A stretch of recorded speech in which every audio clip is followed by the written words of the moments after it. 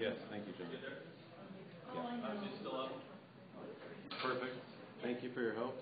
I just need Dan now. If you see him. I think we have people looking for him.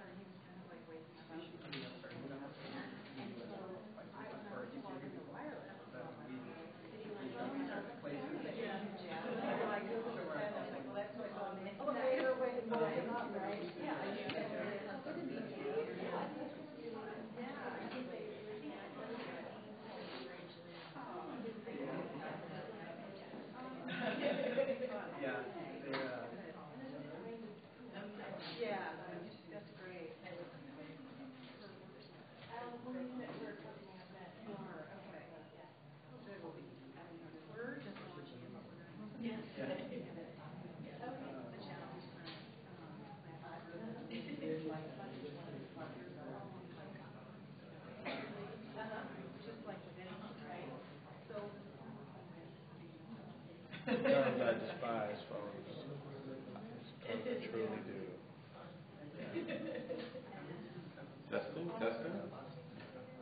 So we'll start momentarily. We're just waiting for one other presenter. What now? I said, as much as I enjoy having phones, I despise cell phones sometimes. They're kind of like newer cars as opposed to old cars, where one thing's wrong, it fixes it. Right. Easier to understand old cars too. Yeah. They're mechanical. Oh yeah, straight engine. Now it's all. I remember we had a minivan growing up, and we were driving somewhere, and here he is. The car just shut down on the freeway. The computer had a glitch. Shut the whole operation, whole thing in place. Oh, that's good to know. So let's get you mic'd up. Okay. I ran through the presentation. It's all good. Clicker's all good. If you have to move the cursor around, just use the trackpad. Okay. I think you do. I do. What's the button thing? Is it forward? Yeah. Looks like it. Oh, cool.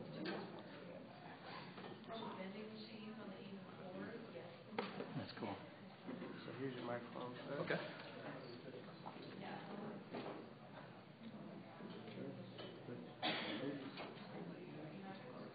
Right here. Right there. I like the angle.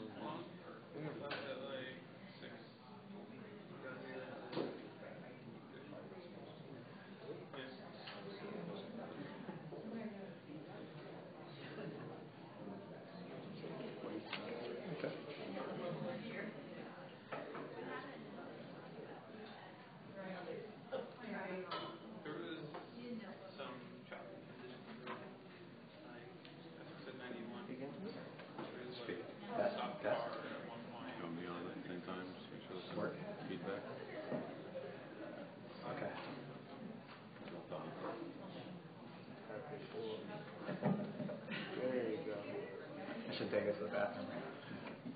It'll surprise you what things you hear when people forget to have this on. Whisper, somebody say something inappropriate. Our live mic moments. It happens. But yeah, you can play wherever it's most comfortable for you. Good to go. Sweet.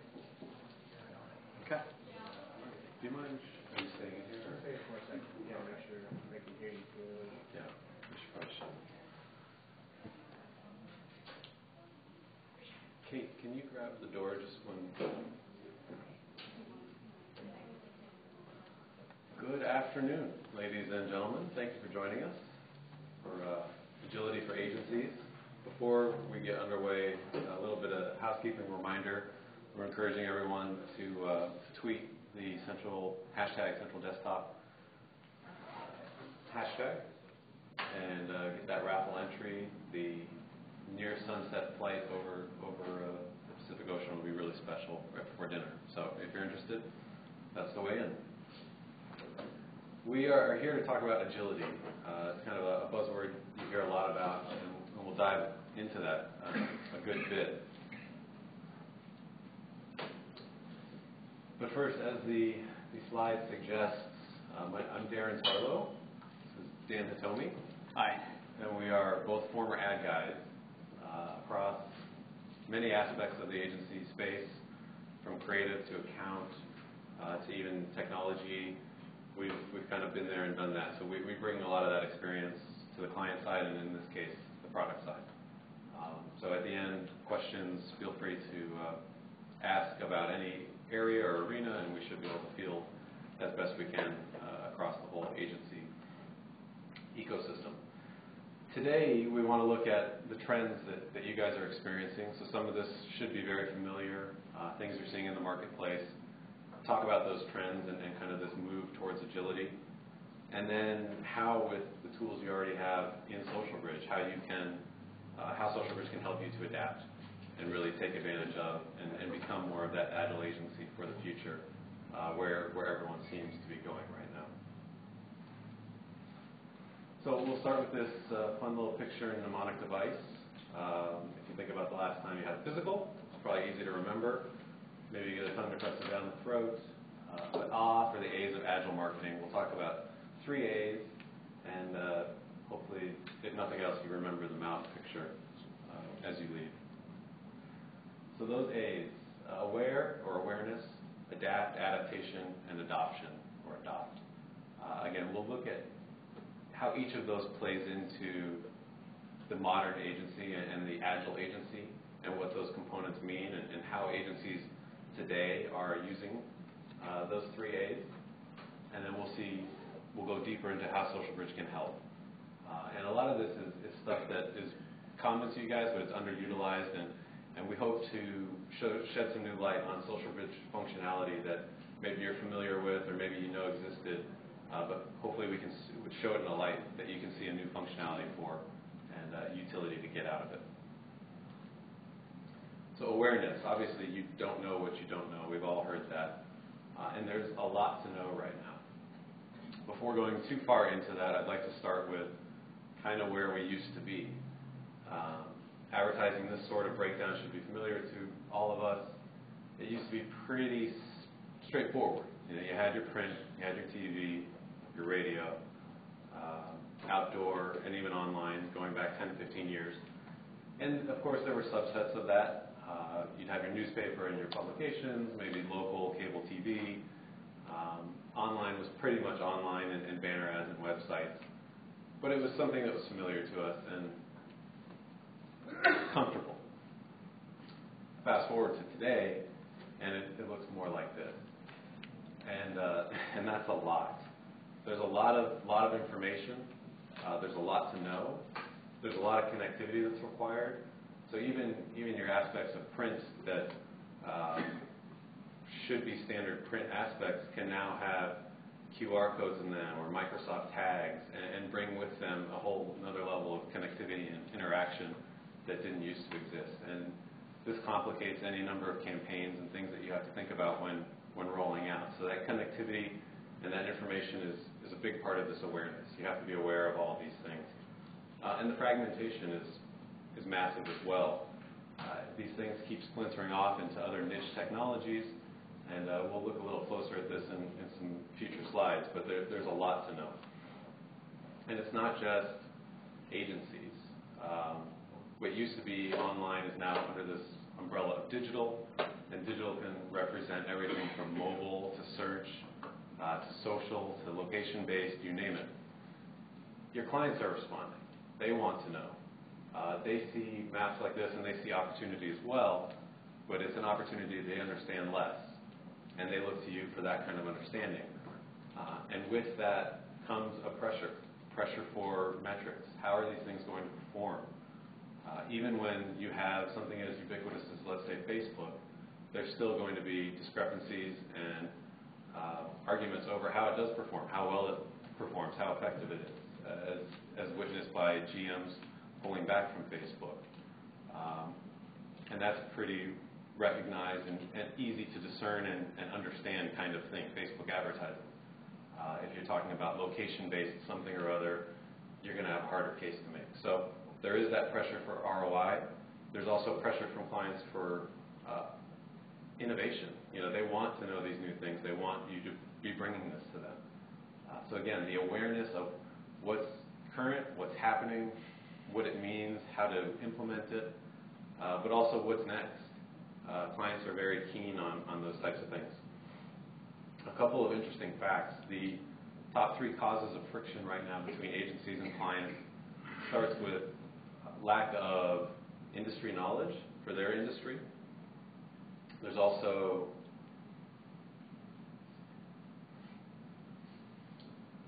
lack of agreed upon metrics, which is big, especially as you're moving into new technologies.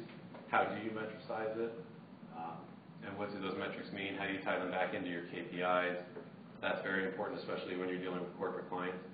And a lack of value-added thinking. So again, back to that kind of innovation piece. Somewhere between 25 to 40% of agencies right now, or clients right now, are either going to require or have required agencies to have communication and collaboration tools in place.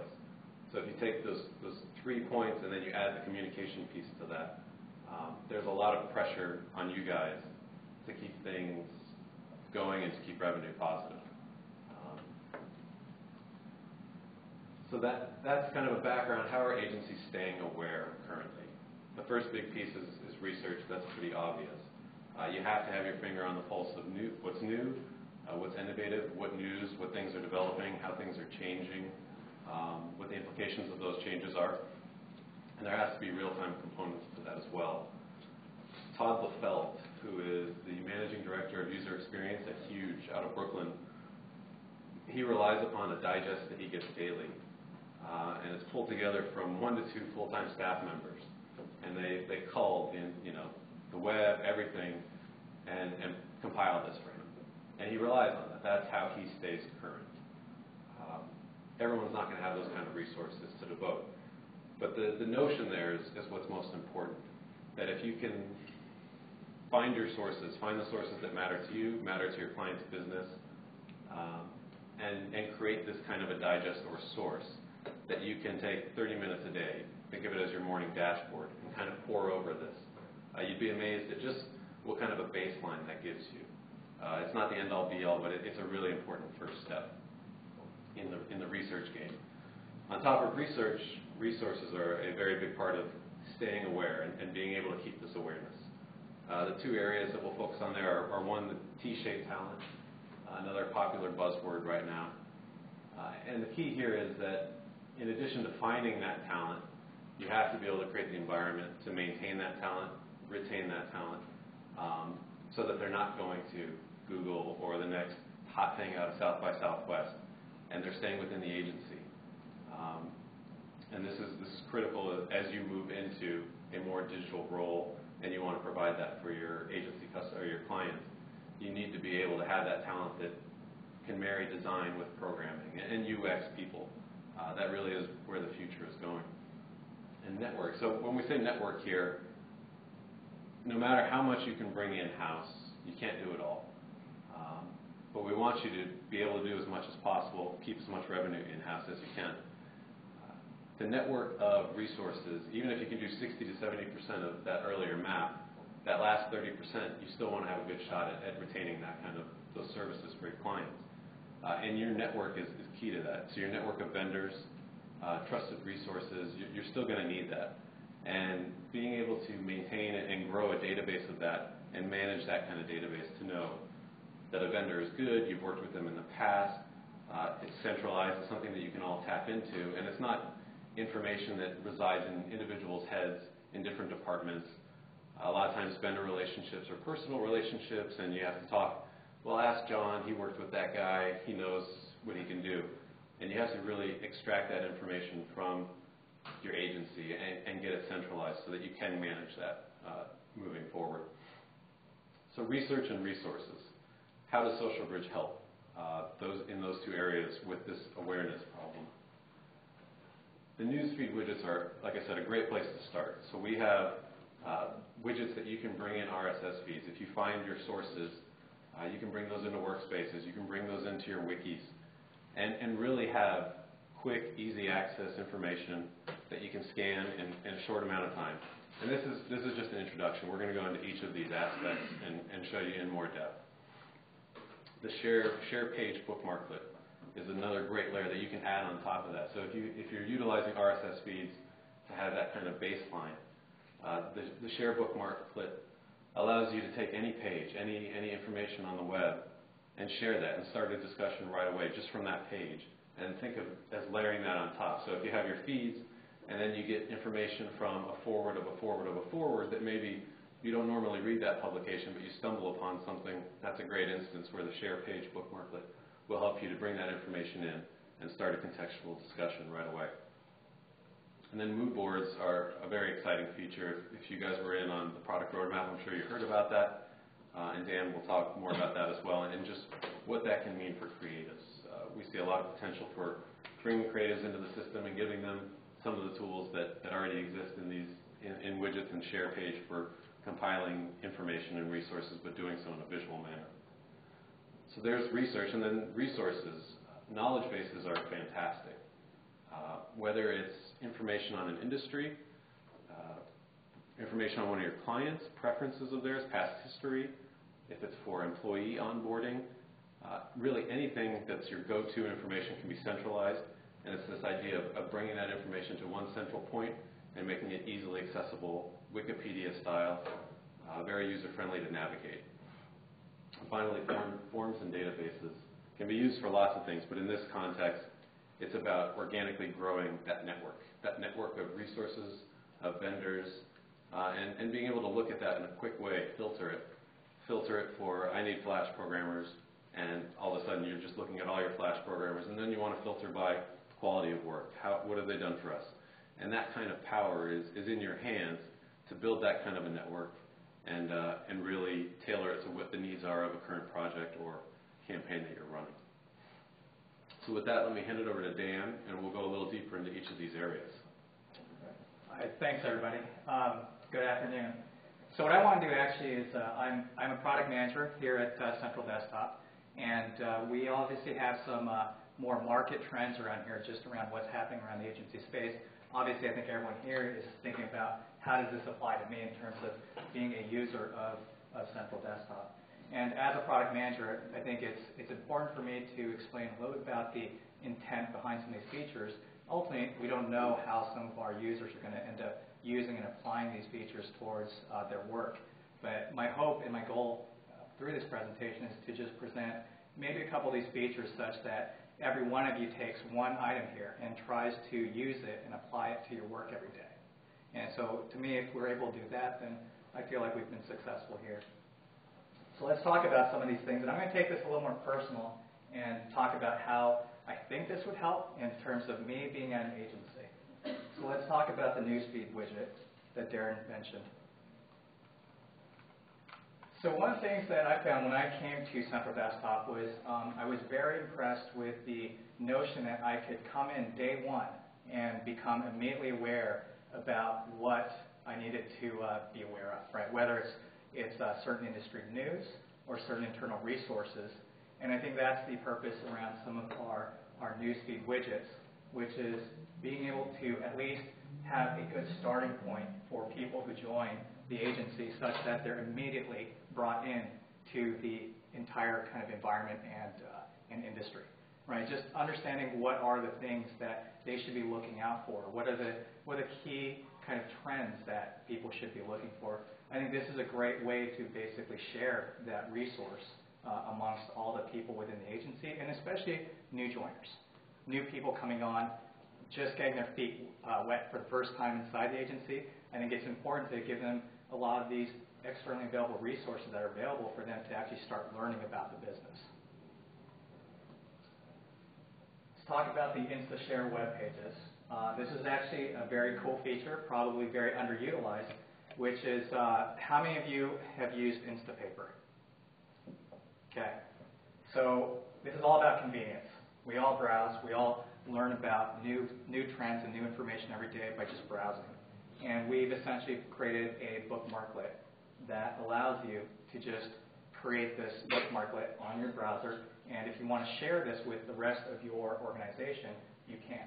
And why I like this is really just around communication, alignment, and consistency, right? So I think it's, in terms of trying to share knowledge, it's very important to use that as a way to align your team towards certain trends and certain information that you think is important for your team to really think about. And I think this is one effective way in which to distribute content back to all the people, including some of your departments and also your executives, right? So I think this is the notion around the knowledge economy, around being able to take any one of these people and share that information and knowledge in a much easier way, such that everyone in that organization just gets smarter over time. Let's talk about mood boards. This I really like just from the standpoint of what I've seen at agencies time and time again is, one, just the notion that there's a lot of physical printing and physical display of visual artifacts on a wall, right? Just in terms of the hallways, just to use that as a means to see what people are working on, and also as a means to hopefully inspire other teams to get more creative based on other people's works. And I think once you have a distributed team where you have partners and people working in some of these remote locations, it becomes a lot harder to replicate that physical experience. And I think using the mood boards here is a great way to simulate and virtualize that experience. And I think for me, one of the things that's interesting is when you're starting up a whole new campaign, one of the big things that has to be done is just to think about the stylistic elements of, what is the overall theme around this campaign. And I think this provides a very quick way for people to go across what I call the public resource on the internet and start scrapbooking all these different things to quickly coalesce and get the team to think about, yes, this is the style, this is kind of what we want to do for our own campaign. It really sets the tone and the mood for the overall campaign. So what I like to say is, if we've been very strong in terms of being able to do more of the written collaboration, I say this is more about visual collaboration and sharing to be able to jumpstart and inspire certain concepts.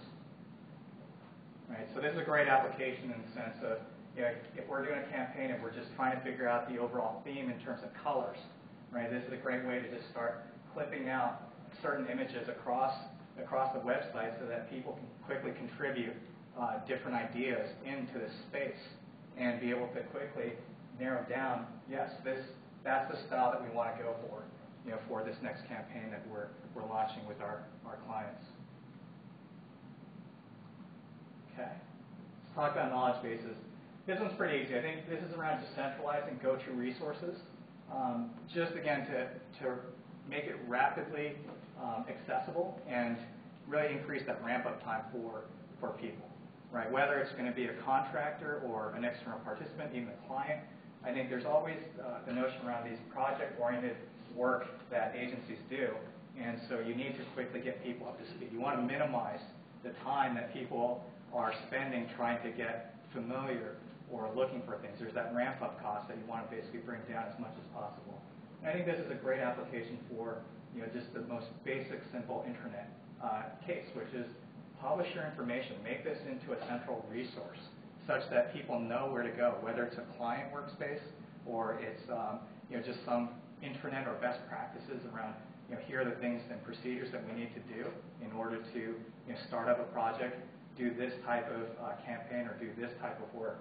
I think these are all best practices that we can all use using Central Desktop to host and make that into a central resource for the organization. Digital forms and databases. So let me talk to you about this. This is actually a very underutilized feature within our system, but very, very powerful. And it's hard for people because I think we've kind of named this wrong. We have this notion around databases, which is, I think for a lot of users, a very technical term. I mean, ultimately, I think what people want to do is create forms, right? Create forms for collection into a database. And I want to go through just a really good, quick case study just talking about how forms can be used to really accelerate the development of a resource that can then be drawn on from other people to basically expedite that whole knowledge mining process. So I say combining forms to seed databases is the way to build a catalog of resources. And let's talk about just what happens in this flow here. So I think when we start talking about people, we have people, whether it's employees, clients and partners, or vendors and contractors, and they're all managed to work on information. We can collect that information through a form. And from that form, we can support a number of different forms. So I would love for each of you to take away just anything that you see where you have a physical paper form in front of you. I would challenge you guys to basically say, can I basically model this form, this paper form in Central Desktop, such that I can now start collecting that information and turning it into a true resource. And a great example that we've seen very early on is just the adoption around work request forms.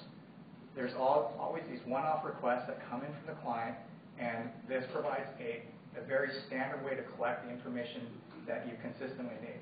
Right? I think we've seen the cases where people will ask for a request over email, but they don't provide all the information that you're seeking to properly estimate the job, to understand when this is needed by, just these really key attributes that should be collected up front, and that can potentially save 2 or 3 different email exchanges or phone calls right away.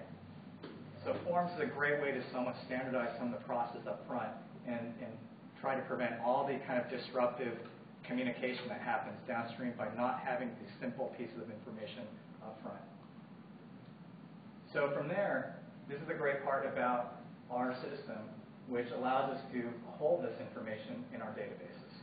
Right? So all this information that these forms that are being filled out by all these different people can be collected into our central database. And so that ultimately becomes the organization resource. And once you start building up this resource, it's about going back to the well. And I think once you have people asking either your executives or your managers about, hey, where can I find this information, or how do I do this? This is where this turns into a true resource, which is the request comes in. They can access the database through our form, or our database view here, and that's going to hit this database based on whatever query that is that you're trying to form, and return that back to the people over here. So you can see this is what I call the circle of life slide that shows that the information definitely has this life cycle in which the more that you can capture this information into our databases, the more that you can basically leverage that and hopefully gain some efficiency down the line, so that it becomes a true resource in which people can draw from pretty easily. Okay, I'm going to stand back here and give it back to Darren here. Awesome. And something that came to mind as Dan was talking about knowledge base is a great example that we use internally. People like Dan and I bring a lot of agency knowledge to Central Desktop, and we try and disseminate that as best we can to the rest of the company. And the best way, of course, to do that is to centralize it and not have one-off conversations and that sort of thing, or one-off emails, email threads. So we have our own knowledge base based around the agency industry, and we iframe in YouTube videos there, any of the videos we produce. We have a glossary that's building. Any of this information that could be vital to our sales team, so that they better understand your guys' pain points or how terms you're using and what the implication of those things are. We centralize all that into an ad agency knowledge base, and I think that's a great example of one application of that. So that all of those research and resources are around awareness. The next phase we want to talk about is how are agencies adapting. There's a lot of change going on right now. Digital represents 30% of revenue across big ad agency holding groups, and that pace of change is accelerating, if anything. So we'll look again at our marketing ecosystem map, and if you look here, this is kind of the digital end of that spectrum, and there are over 200 plus technological niches here of different technologies, and that's even before things like mobile have really reached critical mass. Digital wallets are still looming big on the horizon. Again, the pace of change is only going to keep accelerating, and that pace is really what's forcing agencies to adapt. Another interesting forecast is from Gartner. that by 2017, the CMO will spend more on IT than the CTO. And we're seeing this already. So while not directly perhaps affecting an agency, your clients will be coming to you and saying, I need these tools, but I don't know and fully understand how to use them. And you can provide that role of trusted advisor if you have that awareness and you've adapted to using the tools yourself, and you can really guide your clients through these waters in the coming 3 to 5 years, which we're going to see a lot of change. So how are agencies adapting? Like I mentioned, tools is a big part of that. We're seeing digital asset management, file sharing and hosting, project management, CRM, virtual meetings, and it's all increasingly going into the cloud.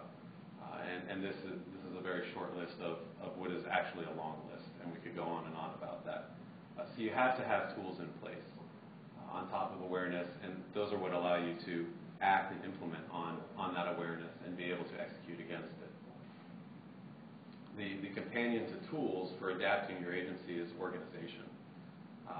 A lot of agencies are foregoing the standard traditional agency structure, and we're seeing this breakdown of the traditional creative silos where we had creative and media and account services, let's say, and those walls are coming down. And agencies are bringing together this idea of cross-disciplinary teams. So you're seeing a lot, in the next slide we'll hear from the CEO of Big Spaceship. They're kind of a really great example of this. But I know out here, the Phelps Group, a local agency, 72 and Sunny, another local LA agency, they have walls, huge expansive walls where all work goes onto those walls. And input is not just preferred but requested from the entire agency. So on top of this idea of bringing cross-disciplinary teams together, there's also an idea democracy that's happening, where this notion that ideas can come from anywhere, and that's really taking a lot of agencies over. And you can debate the value of that perhaps, but we are seeing more and more of that, and I think there is. You have to determine it for your own organization, but I think there is value to that in opening up those silos and kind of freeing that flow of information. Daily, another agency out here, starts with an idea brief, and that brief gets circulated around the entire agency. Everyone from the CEO to the assistant AE can contribute, comment, etc. And then that brief makes its way into specialized creative teams. So there you're seeing kind of a hybrid approach where you're getting all of that holistic input and then still moving it into somewhat of a silo. So again, the approach that's best for you depends on your organization, but opening up those walls and those lines of communication, because as you move into this agile state, creative has to know what is programmatically possible. So you have to have that communication early on between programmers and creatives or UX people, so that you don't go down roads that end up costing you money, costing you time, and ultimately not helping the client. And so that's a really important part of this kind of pods. So we'll hear from the CEO of Big Spaceship and how they have applied that cross-disciplinary approach. What we just did was sort of introduce Team System 2.0. We're doing our own version of the art director copywriter thing, which is designer technologist, and we're pairing designers and technologists throughout each team. A small project might be just one designer, one developer, just trying to do sort of minimum viable product thing, real fast, really parallel prototyping. A medium-sized project might be two of those, and they sort of form together, and then you get 2 and 2, 3 and 3, and suddenly you're taking on any size project really, really effectively. So I think this idea is important. Everyone contributes, everyone has ideas, everyone has a voice. They say further, and this kind of gets into their strategy and how they approach this. Rather than cascading information from one department to another, a team of our 4 disciplines, so their pods are broken into 4 disciplines of strategy, design, technology, and production. And they have these pods that work as kind of mini business units. And like you heard Michael say there, one unit could work on a project and kind of just flesh it out and see if it's viable. They can combine 2 or 3 of these pods. But they all have those cross-disciplinary structure, and that really brings a lot to bear on all of their campaigns and their creative process. So again, how does SocialBridge help you with that kind of adaptation? Tools and organization. The file hosting and sharing, we have some great tools for. Another that I think will really ease the creative process for you guys is with the high-speed uploads. And you may have heard some of this in the product roadmap, and Dan will go into this further. But it really eases getting creative files into the system in an expedient manner. And then on top of that, you have all the link management that's already there.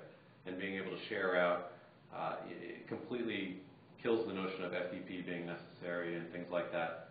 And it's more powerful than a you send it because of the ability to get stuff in there and the type of management all combined into one. Digital proofing, we can't really say enough about this. And it does get used, but we think that there are opportunities for even greater use. To really replace that manual, anytime there's paper, to replace it, streamline it, and really automate that process, speeding up your efficiency, speeding up your turnaround, and ultimately increasing client satisfaction and bringing in more revenue. We think if you can wrap your minds around that kind of digitization of something that is so traditionally uncomfortable being in paper or physical formats, we think that's critical. And then workflow automation, kind of like databases, is a really powerful and underutilized thing that we'll talk about. The idea to think about here is it gets your people back to what they do best. It gets them back to being creative. Take the manual, time-intensive processes away from them. If you can lean on machines to do that, get them back into creative mode or into managing accounts. And again, keeping your clients happy and bringing in more projects, thinking about your clients' businesses.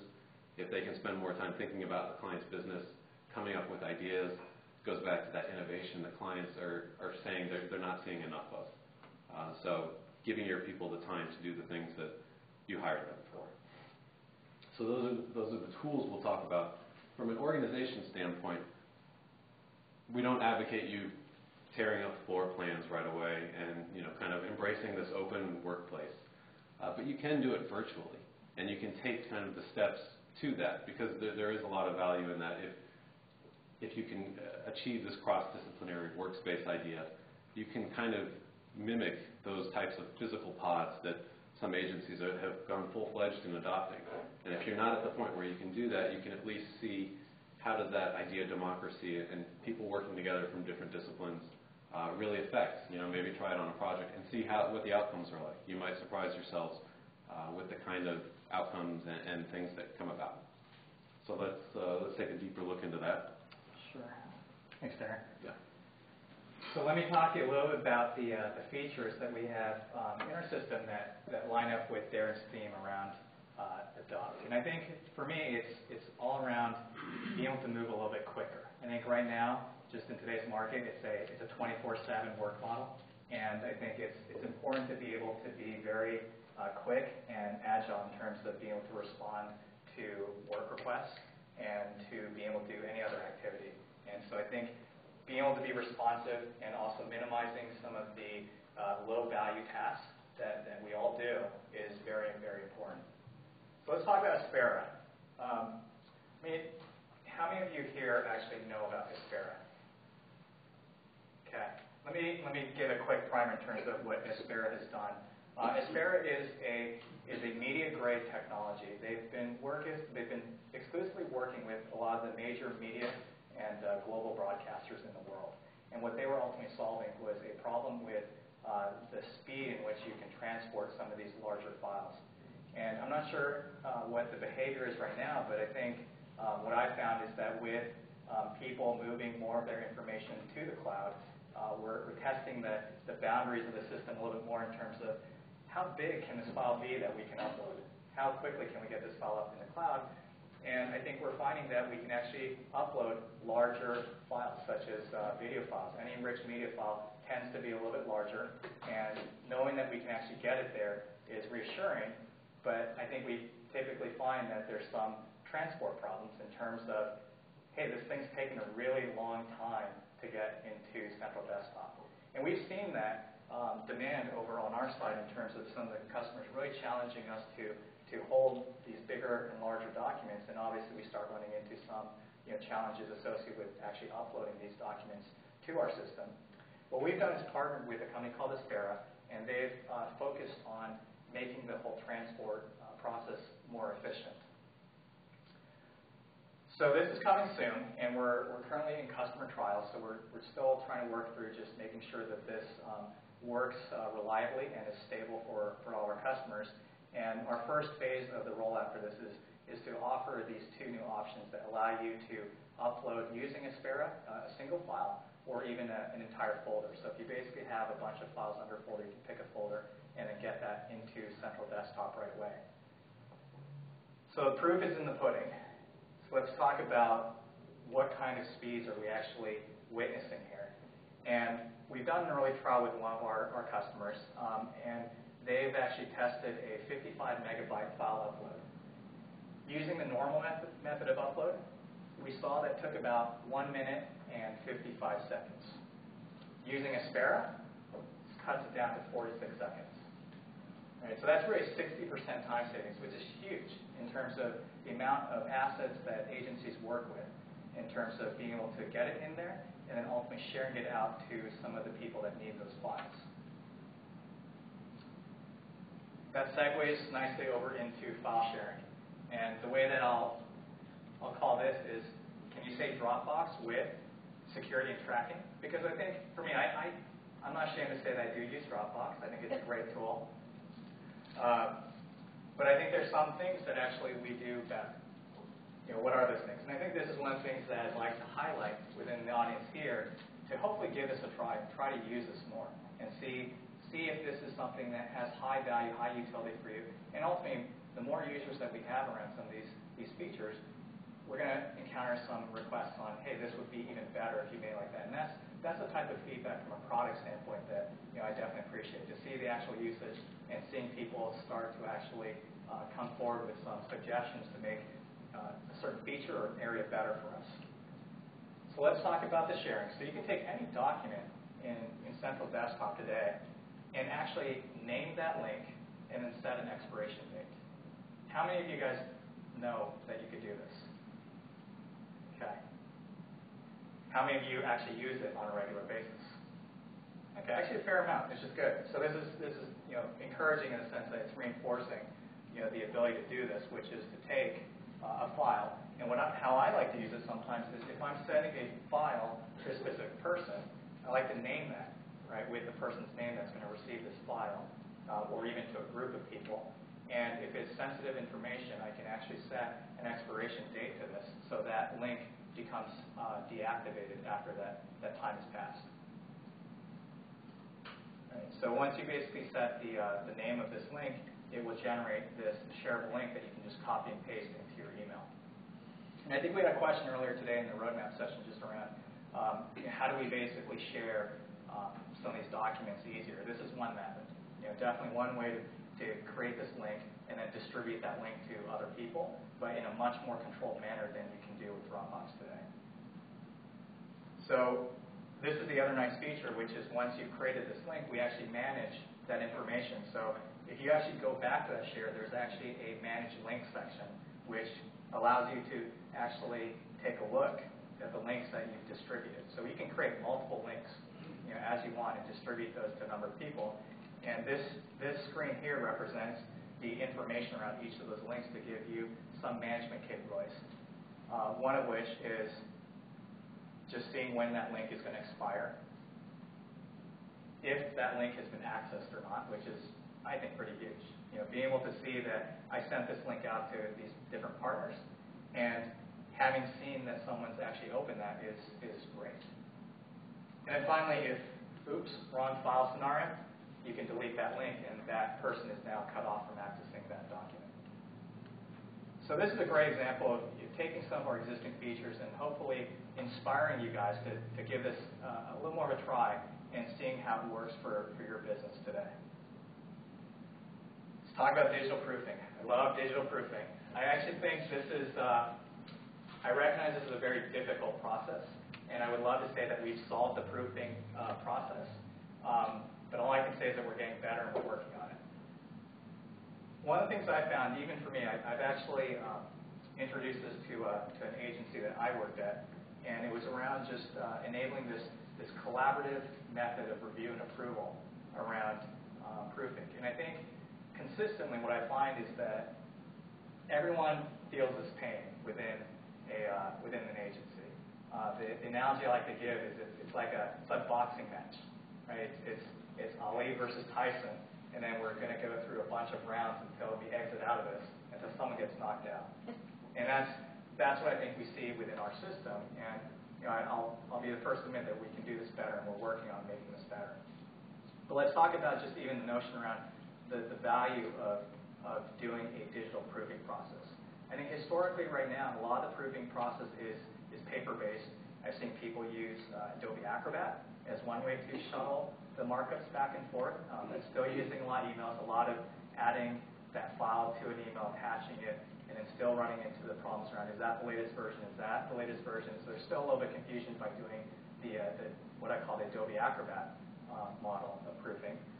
Then there's the old school physical proofing model, which is let's throw this proof into a job jacket and lay it down on someone's desk, and then we'll wait for that person's comment, and then it'll just go through the normal chain. And you can imagine how inefficient that process can get, especially once you start dealing with a relatively high volume of these assets that people need to look at. One of the things I love about the proofing tool is just the notion that it's one hosted document.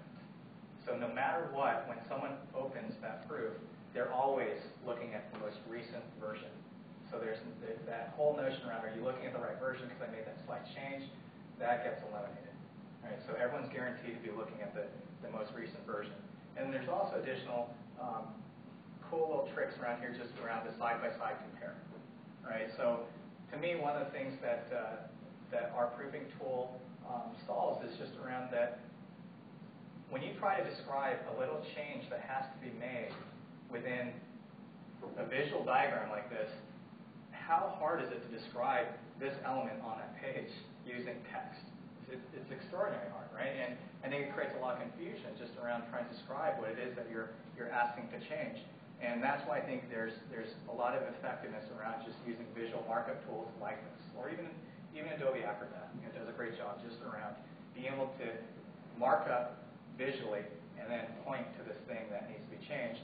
And within this tool, it allows you also to basically do side-by-side version comparisons so that you can actually then QC the work that has been done by the creative people, see that did they incorporate this change, on this version, or actually I'll say, did they incorporate this change request over here?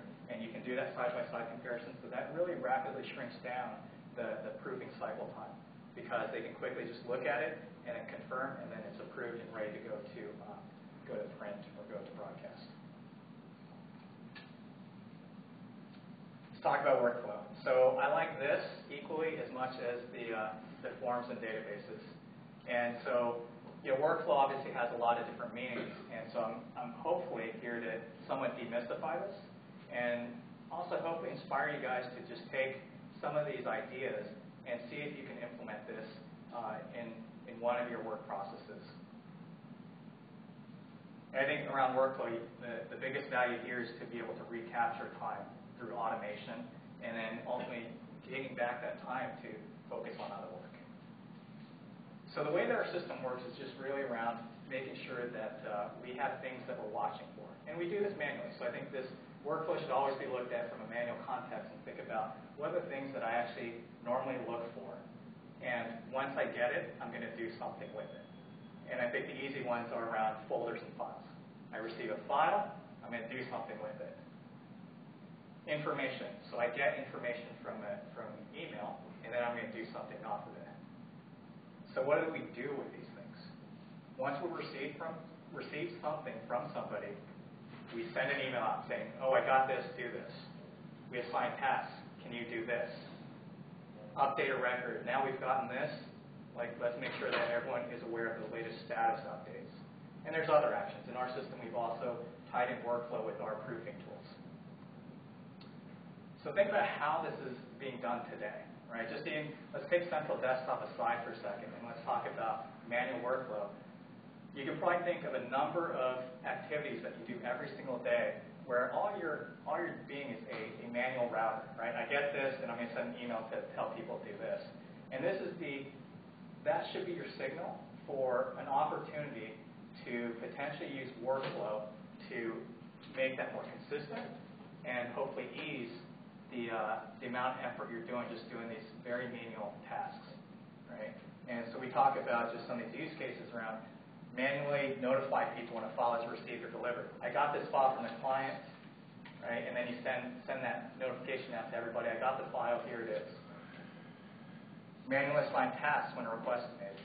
I raise a work order request, and someone needs to basically do something with this, right? So that's all done typically manually. Even things around due date changes. So if you have a database that has some of the information around some of your jobs and seeing that a date changes, right, you can actually have it look for any date changes and then notify people that there's been a change to that record. And then finally around promoting or demoting work status. So if a certain status, like let's say a file goes from in progress to it's ready for review, something like that. You know, that's a great case where people do a lot of this stuff manually, and this is what I call the opportunity for automation. And that's where we sit, right? We really sit in between trying to find what are the things that we want to look for, and then what do we want to do.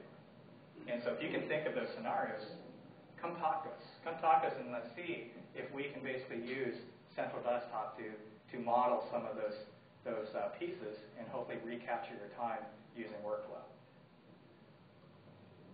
Okay, final slide here, just around what Darren mentioned. And I truly do see this and believe in this, which is I think it's a very complex world now where I think technology and marketing practices have really started to converge. I think it's almost impossible to do a marketing campaign without some form of technology embedded in it, right? Because I think ultimately where people want to go with marketing is turn from an impression-based, let me just shoot it out and hope that everyone got it, to more of a performance-based type model where we now have the ability to track actual views. We have the way to actually track who has this been distributed to.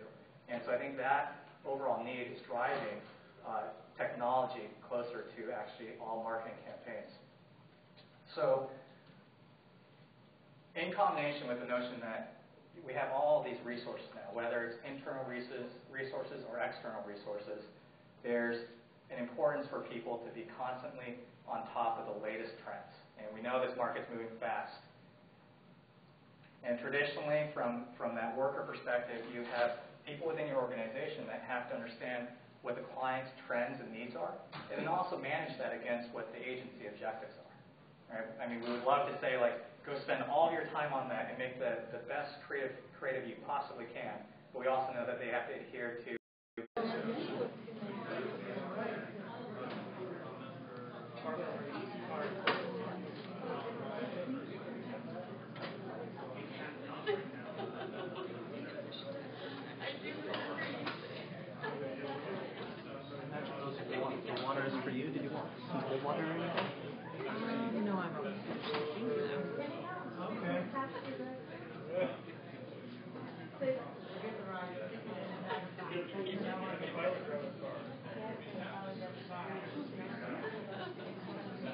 and dozens of competitors that even a big integrated ad agency can learn something new. An agile and open process that brings unprecedented attention and conversation to your brand and traffic to your website. Success is an obnoxiously large light sign that lights up every second. So the rest gets a little obnoxious, but you can see that agile mentality. So they brought kind of an agile development approach to redesigning their website.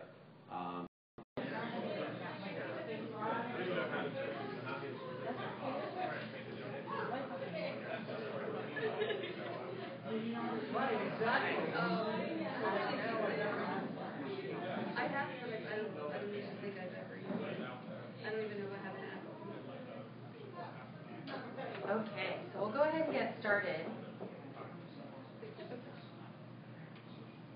My name is Alexandra Burton, and I am the training specialist at Central Desktop.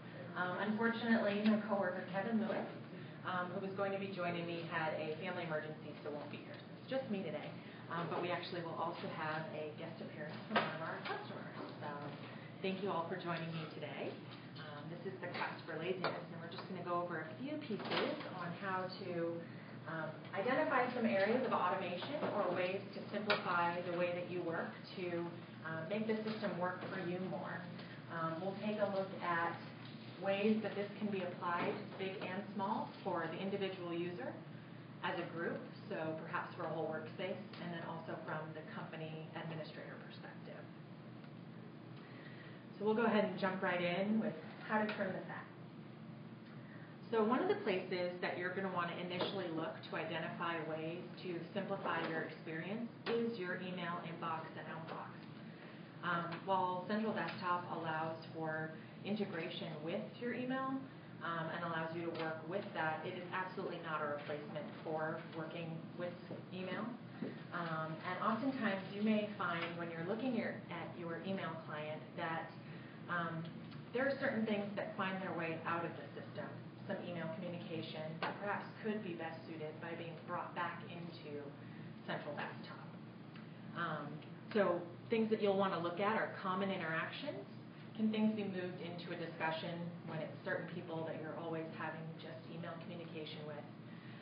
Your email reply addresses, making sense of those long email addresses. This sort of shows how when you filter, you might see that there's a lot of conversation with one person or common back and forth, and so finding ways to look at that and pull that back into the system. Another area where you can take a look and find some simple go-tos is in company setup, just under the general tab. You'll see here that there's actually a highlight of the low usage and non-used features. These aren't ways that you're necessarily going to automate yourself, but are going to be sort of telling in features that your team isn't using as well as they can be, or ones that you simply could add to your repertoire on how to boost additional usage. So another avenue for perhaps the reluctant user might be hiding in this area. In addition to the general area, you're also going to see the reports in this area. So as a company administrator, you're able to review your files across workspaces, where are many files being stored. My favorite reports are the search reports, so the keyword by popularity, and what people are looking for but not finding matches. This is a great way to identify additional tags that can be added, additional ways of putting more meaningful titles on your files. And these are all just small little tweaks that eventually are going to alleviate the flow of how you work, because there are small changes that are going to make it easier for every individual to come back in. The last area is also your project management area. So this isn't just active projects, it's going back and reviewing the archive projects that you might have. Going and looking if there are patterns in the projects that you're creating and whether you're creating them manually, so typing in every task, whether you're importing them into the system or utilizing our task list template, and those are all things we'll talk about a little bit more. These are also great ways to see who you're assigning tasks to and if there are patterns there that you can identify that might simplify those. So as you're going through all of this, it's really a way to ask yourself if you can see patterns in the way you're working, who you're working with, and how the work is being done. A lot of the times, if you want to automate something or simplify a process, it's being able to see that full process from beginning to end. So it takes a lot of reflection initially to be able to look, step back, and see what the pieces are that you want to then cut corners and make a new shape out of. Are people always asking for clarification of where things are? That's, again, looking at search and seeing what people are missing, what they're not finding. Are you always looking for the same things? Do you always send content in the same format? So, again, always just looking at the patterns in how you're working. Looking at how projects are structured in the same way, making use of templates. So Workspace templates aren't the only option that we have. We have task list templates. I'm going to actually introduce a capability with email templates, so a way that you can actually create one of your own and save for future use.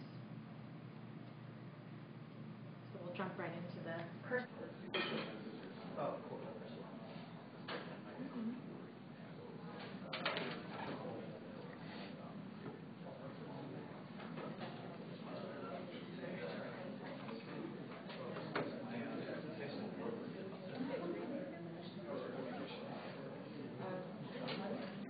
Do you want to? I'm going to get to the back, but do you want to give Raj this when he comes up here? Okay, sure.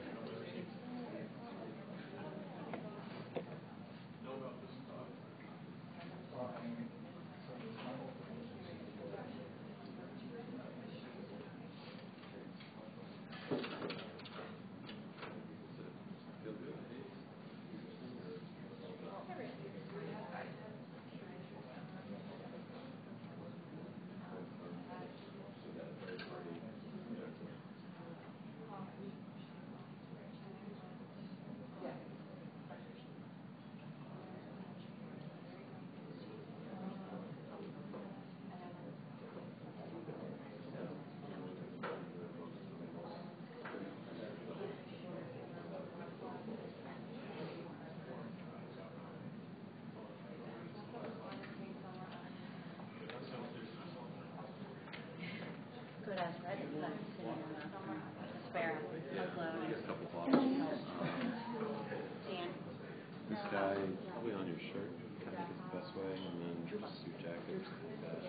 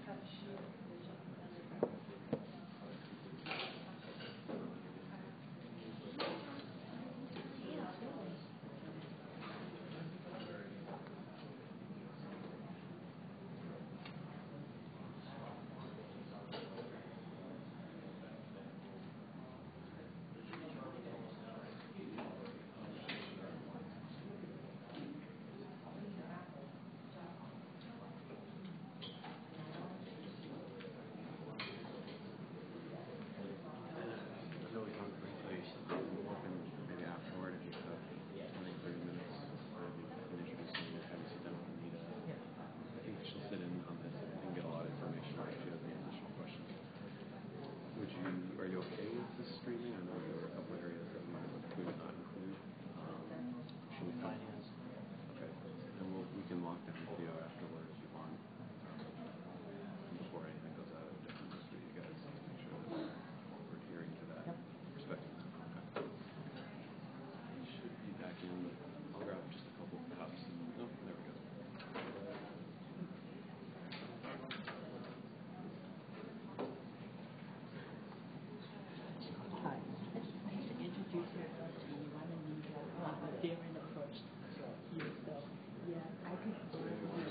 Either after, during the break, after the talk, or sometimes like before dinner, just about 30 minutes for follow-up questions. I really appreciate that. Thank you. That was a good presentation. Thank you very much.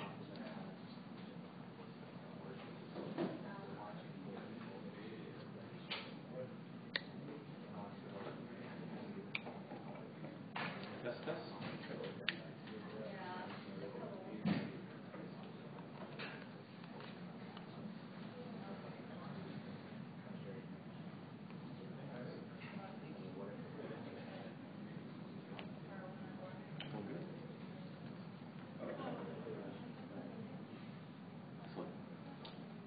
All right, we'll get underway so as not to throw you guys off too much.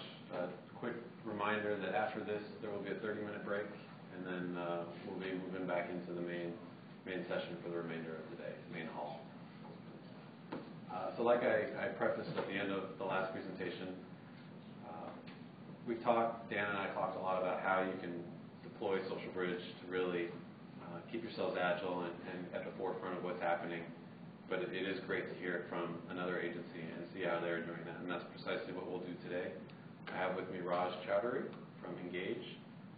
They're one of our wonderful agency SocialBridge customers, and I'll give you a bit of background, and then Raj will take it away, talking about the premise of their engagement and how they use us, and then a little bit of Q&A with Raj and I. I do encourage you, though, if you do have questions or things that you'd like to learn from him and apply to your own agency, be thinking of those questions, and we'll definitely open it up at the end for any of that Q&A from you guys. So Engauge, interesting use case, founded in 2007 from the acquisition of 3 agencies, a traditional agency, a digital agency, and a direct marketing agency. So they came together with that pedigree for the latest and greatest and being able to stay on the forefront of things. They're full service, about 275 employees across 4 offices domestically and even in China, headquartered out of Atlanta. They've got a great pedigree for digital and social, along with traditional, and they really spread that across a great listing of clients. They're the social marketing agency of record for MyCoke Rewards, as well as the social media and mobile AOR for Chick-fil-A. And they've done wonderful work for Coke's 125th anniversary, Cisco, the nationwide NASCAR series, even Outback Steakhouse's million steak giveaway. So they're doing great work, but the thing I really want to highlight is they're providing great thought leadership. This is a snapshot from their website, and they have this Engauge Insights section where they give you the skinny on things like Google+, Instagram, what's going to happen in mobile marketing, the kind of resources that we talked about in the last presentation. They put together reports and they put that out there, and it's a great place. I recommend it to anyone in the space looking to stay current. They're doing a great job with that. So with that little bit of background, I will hand it over to Raj, and he'll talk about their SocialBridge story. Great, thanks, Darren. It's just advancing there. Perfect. So, ask questions actually a little bit during the session as I go through some of these slides, if something makes sense or not. But I want to give you kind of a brief in how we even came to be, how we brought Central Desktop into the fold, and really what our challenges were coming into it. So, as Darren mentioned, Engauge was formed through an acquisition of 3 agencies, 3 very different disciplines in that sense: a direct agency, a traditional agency, and a digital agency. And if you guys have gone through acquisitions of agencies or have gone through mergers of agencies, you'll know the challenges that exist, certainly by combining 2 like disciplined agencies, but when you're combining 3 agencies with very different workflows, different methodologies, different systems, and so forth, can be quite the challenge. So my challenge was specifically trying to take 3 very different agencies and make them into one agency that operated across multiple locations with various disciplines, and remove the silos that existed. So it's essentially ripping apart 3 agencies and rebuilding them as one. And with that comes the challenges of systems and processes that existed in the legacy elements. So the digital agencies had, the digital elements had, PM structures that were in place, but the traditional didn't. The direct agency had very good elements within, direct marketing and database marketing and so forth, but those are foreign concepts to the traditional side of the business. Okay, so with that came, different financial tools, different collaboration tools, different workflow management tools, and so forth. So when I started looking at it, I started looking at all the various point solutions that Engauge was using. We were using Yammer, we were using Ning, we were using FTP, Secure FTP, we were using Basecamp and SharePoint.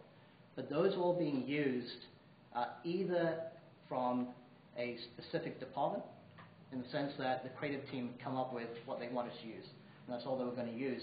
And not only that, but the creative team inside of the old traditional element were using something, the creative team inside of the digital element was using something else, and the creative team inside of the direct agency was using something else. All right, so there was a level of inefficiency that definitely existed. There was a level of data that really wasn't being collaborated in any sense. And most painfully enough, the net result was that it was very hard to try and get really the best product for a client, especially when you're trying to infuse the work across disciplines and across work. So we came across Central Desktop after speaking to another agency, actually, who were implementing them from a client extranet, and we were using Basecamp primarily for that. And so we started looking at the solution, and we were like, well, okay, we're going to be overhauling everything. And what we found in general is that it was actually easier for us to set aside everything we were using already today and just go for a brand new solution and re-engineer everything instead of going in and re-engineering SharePoint to work with the rest of the organization. It was actually just far better just to rip that whole Band-Aid, in fact, pull probably 8 or 9 different Band-Aids off and just build up from the ground up. So what I want to show you is really how we took this and how we represented what Central Desktop really meant for us, SocialBridge specifically. So we look at it in kind of 4 silos, right? Internal workspaces, so these are things like an intranet, a department workspace, so departments can collaborate on their standards, creative briefs, code snippets, things like that, whatever it may be. The intranet can focus on the entire agency as a whole. There may be just internal projects that we're initiating. I don't know, Darren, if you saw one of the workspaces internally I had in there, which is I wanted a mechanism to encourage time entry, right? Which is the holy grail of every agency, right? It's a nightmare, getting timesheets done on time. So I wanted my team to come up with a beer cart that would throw out free beer if you got your timesheet done. That's a great motivation. Right? So we created an internal workspace for that. And the entire agency basically came up with ideas how technologically we could do it. Out of our time entry system, once a timesheet is complete, can you then get this beer machine to give you a beer or a coupon or something like that? So those were kind of the premises around the internal workspaces. Department workspaces, as I mentioned, keeping standards alive, keeping progression of how an employee goes and has a knowledge base of what a department is, what the various steps are within the department, standards, templates, and so forth, as they exist within the department, as opposed to the entire agency. New biz workspaces. I'm assuming a lot of you guys are agencies in here. If you know, obviously if you're working in an agency, the biz dev efforts are extremely fast. And so we create workspaces for each pitch, if that makes sense. So we have a central repository workspace that has all the various assets, if you will, case studies, different bios,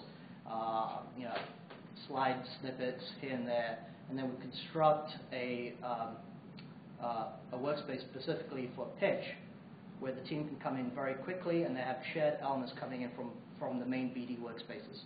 Allows us to construct up the RFP response very fast, allows the team to look through the ideas very quickly, and allows us to expose what those BD efforts are going to be against the entire agency.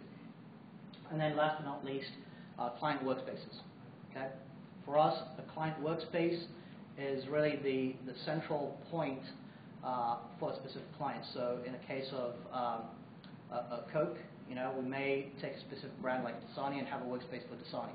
And within Dasani, we'll have everything in there as it relates to who the contacts are, what our major milestones are against the campaign, creative ideas, and then we'll also have areas that are exposed out to the clients themselves.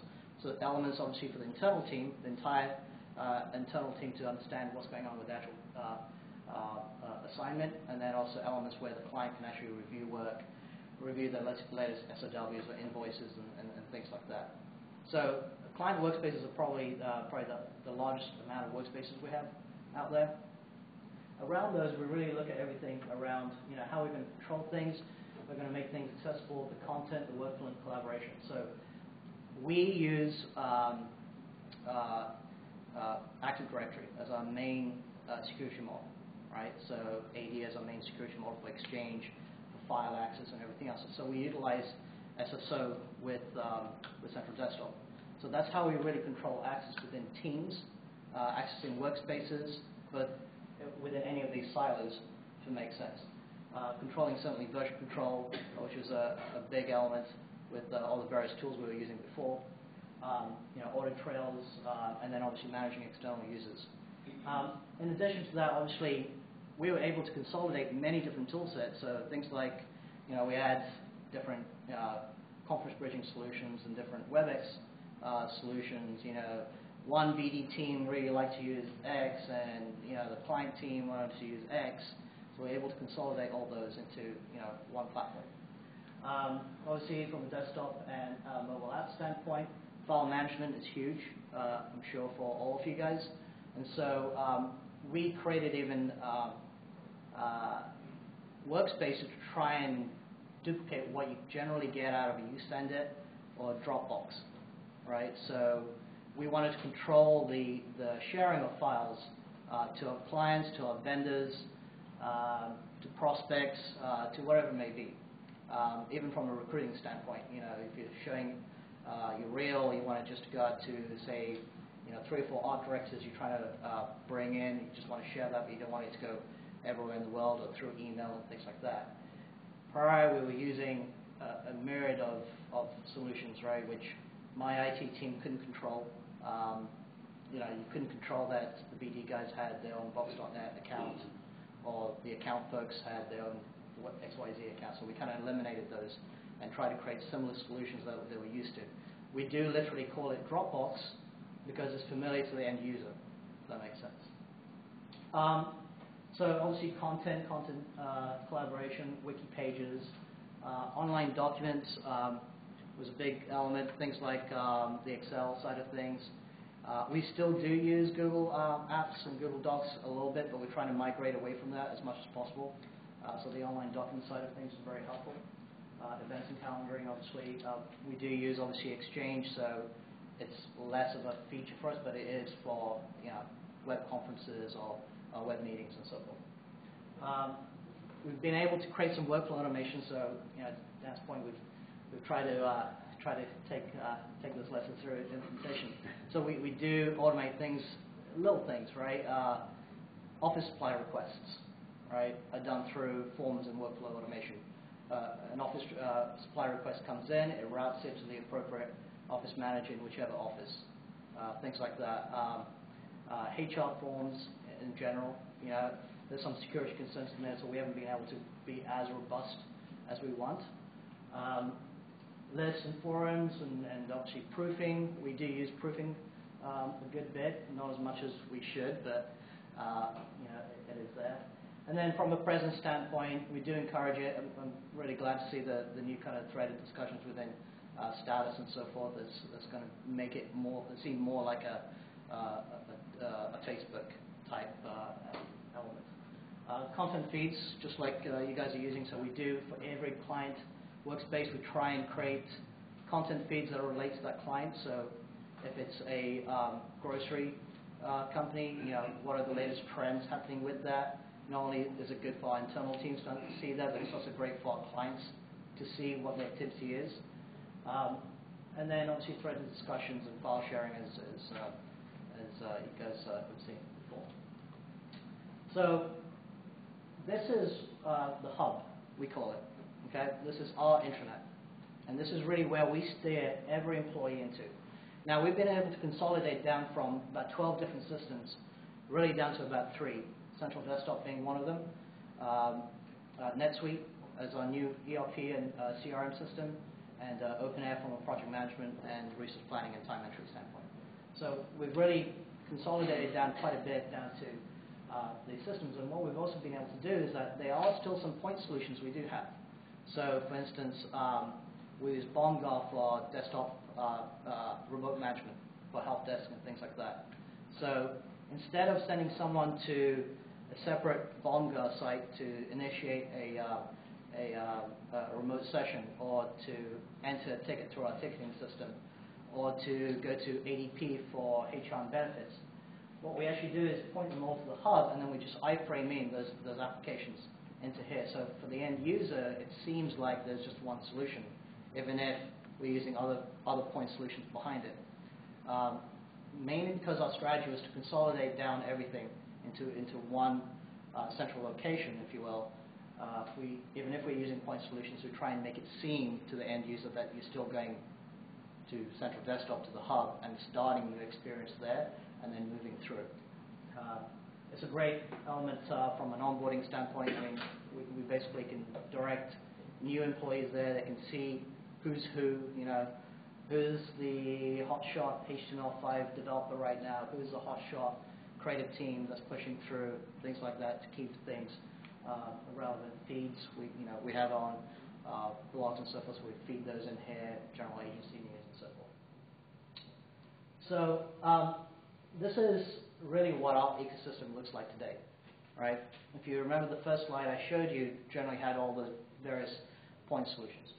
So central desktop is SocialBridge is a critical component from internal workspaces, client workspaces, conference bridging, web meetings, online proofing and Dropbox type functionality, if you will, right? That ties into our main CRM system and financial system, which is NetSuite, which then ties into project management and resource planning system, which is OpenAir. We are looking, if we can, obviously try and do some integration between central desktop and OpenAir, which would be even better for us. And then from there into Outlook integration. Like most agencies, we have probably a 50-50 split between PC and Mac users. So Outlook plugins become a challenge on the Mac side of things for obvious reasons, not just a central desktop issue. This is an issue with most software vendors. They just they can't do it. It's more Apple than anything else. And then we use Pardot from a marketing automation standpoint. That all feeds into NetSuite and, as I mentioned, ADP and media systems and so forth. Yes? Did you experience a lot of resistance culturally, in addition to migrating so many agencies, shifting all of those different, point solutions, like you said, just people get so set in their ways of using certain systems, did you shut them down completely, or just trust that everyone is using what they're supposed to use? No, we went through a cycle of once we rolled out central desktop, we gave a window to shut down the systems. But again, as I mentioned, it was actually easier for us to go with a brand new, fresh system than to re-engineer, say, Wikimedia or SharePoint or Basecamp. Because one set group had a set method of using it that was great for them, but it wasn't good for the overall agency. So instead of saying, okay, yeah, Basecamp is the best point solution maybe, or YAM is the best point solution here, our ability to instead consolidate and control security was far more, the efficiency we'd get as an agency were far greater than looking at it an individual point solution. And adoption rates were going to be much better than saying, hey, we're going to, we understand you got Basecamp working really well here and everything else. Here's a new tool you can kind of choose. We just said, this is it. Say goodbye to this. And we basically created small committees to try and develop what those templates would be like. So people who are part of building Basecamp in this element, became part of a committee, of a greater committee, to build what the client extranets, client workspaces would be, in a sense. The net results, basically, as I mentioned, we consolidated down to a handful of agency systems, which is huge.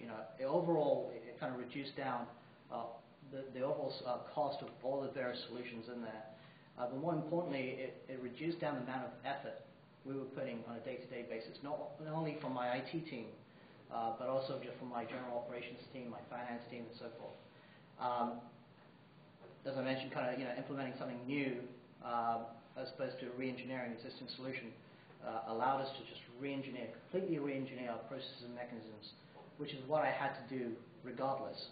This was just a mechanism for me to try and push that through. And then we obviously were able to simplify our onboarding and training quite dramatically, not only with existing employees, but net new employees, in the sense that I was only having to train in one solution versus so many different point solutions. So that was an incredible savings as well. And then obviously replicating data, right? which is the continuing challenge. Which data set is correct? Which is the most recent capabilities deck out there? Where do you have it? You know, is it stuck in someone's Dropbox, or is it on someone's hard drive and so forth? So we were able to try and eliminate those levels of disparities in data. And then ultimately, I mean, my overall goal of my agency, my job for my CEO and my board was basically make Engauge an easier place to work, and that's it. So that was my starting mission, was that take these 3 agencies and make it an easy place to work. And so I really think that the central desktop solution, as well as the other solutions I put in play, were very helpful in doing so, and it will obviously continue to progress.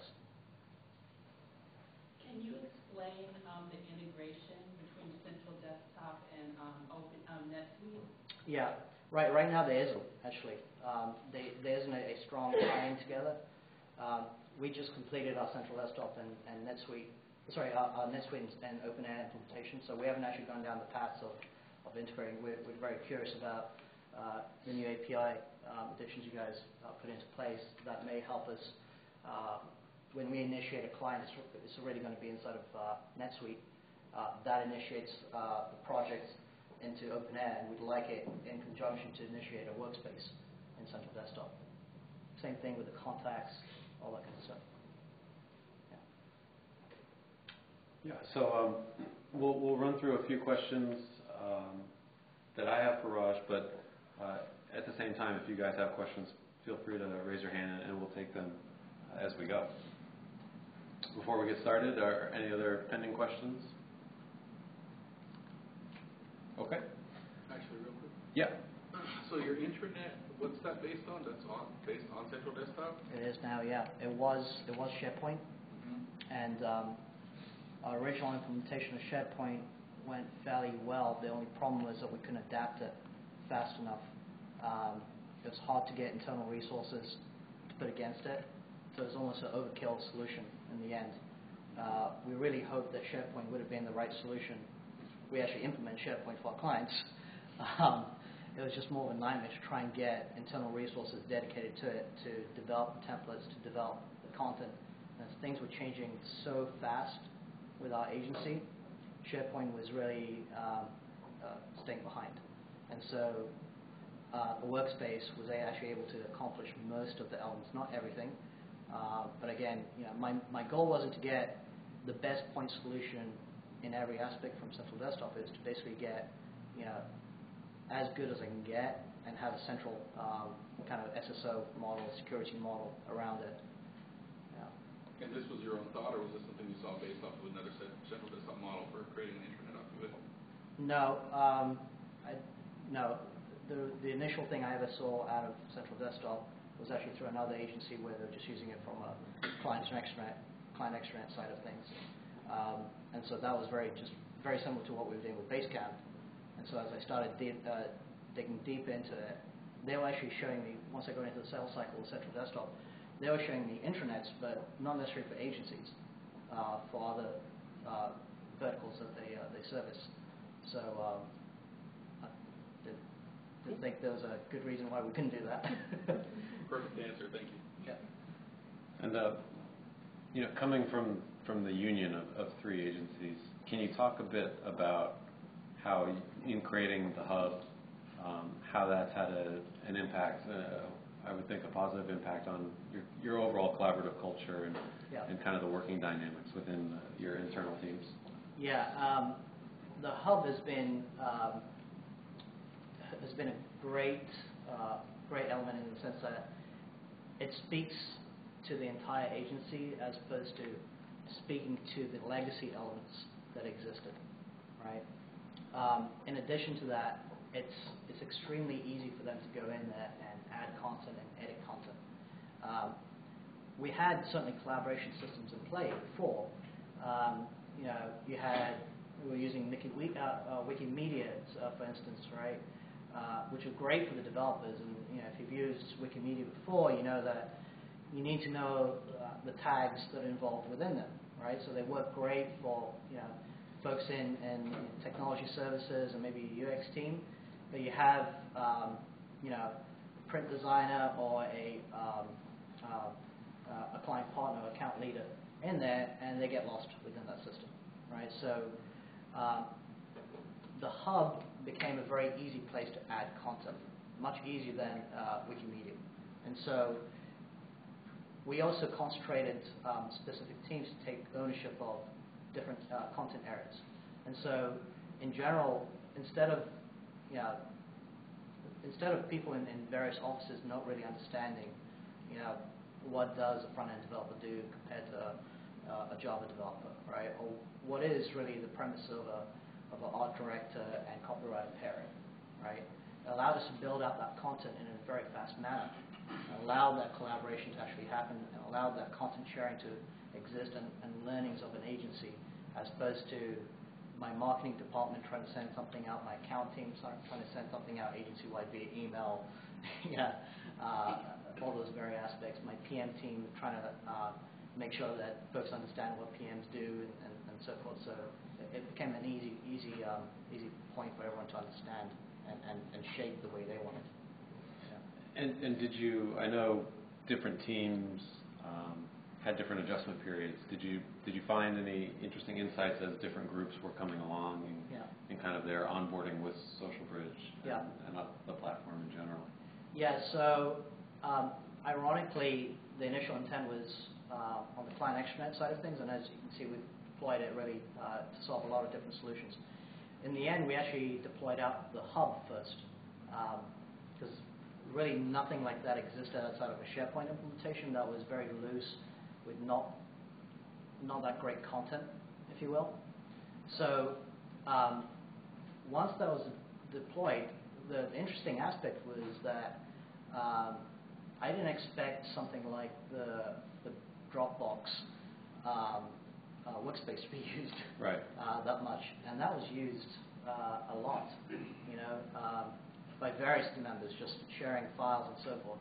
We had various solutions in place before, but I didn't realize the level of activity in sharing documents that would occur as a result of Central Desktop.